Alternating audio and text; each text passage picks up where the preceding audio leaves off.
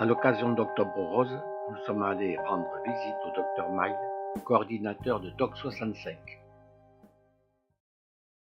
Le DOC 65, c'est le dépistage organisé des cancers pour les Hautes-Pyrénées. Nous sommes 4 personnes, moi-même, une cadre administrative et 2 agents de saisie.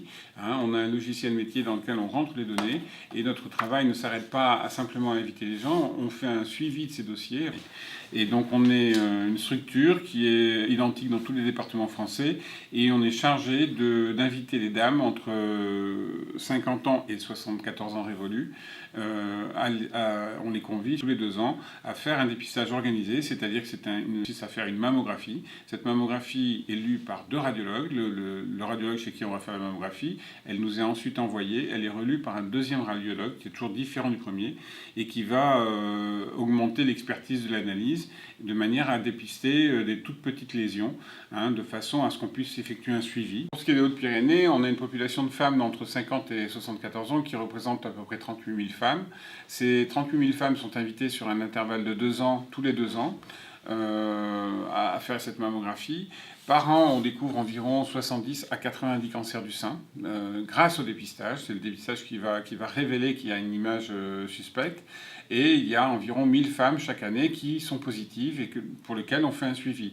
Alors ces 1000 femmes positives n'ont pas forcément un cancer, mais elles ont des lésions qui nécessitent un suivi. Et donc auquel cas, DOC65 se charge de les reconvoquer ou de les réinviter pour qu'on puisse faire cette surveillance. Ce n'est pas une maladie qui est mortelle, que si on la dépiste à temps, on peut sauver des vies. Une femme sur 9 aura un cancer du sein dans sa vie, et 9 femmes sur 10, si elles sont dépistées de façon correcte et précoce, vont survivre et ne mourront pas d'un cancer du sein.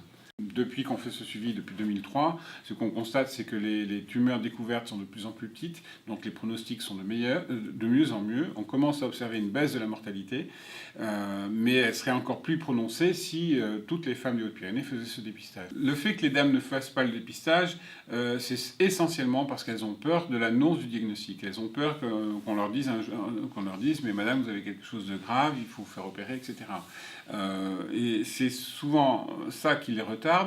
Donc il faut arriver à provoquer ce déclic en disant c'est une façon de s'occuper de soi, c'est une façon de se donner un avenir, c'est une façon de préserver sa famille aussi, parce que quand on trouve chez une dame un cancer du sein, elle peut dire ensuite à ses filles, faites attention, j'en ai eu un, donc il faut vous faire dépister plus tôt. La précocité du dépistage, c'est essentiel parce que c'est ce qui va conditionner le traitement à venir. C'est-à-dire que plus la tumeur est petite, moins elle a fait de dégâts et moins le traitement sera lourd à assumer.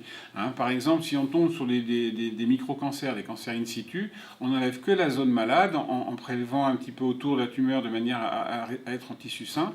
Ensuite, ça se résume soit à une radiothérapie, soit une association radiothérapie-hormonothérapie si cette tumeur est hormonosensible. Et les dégâts, les délabrements sont très minimes, autant au niveau psychologique qu'au niveau esthétique.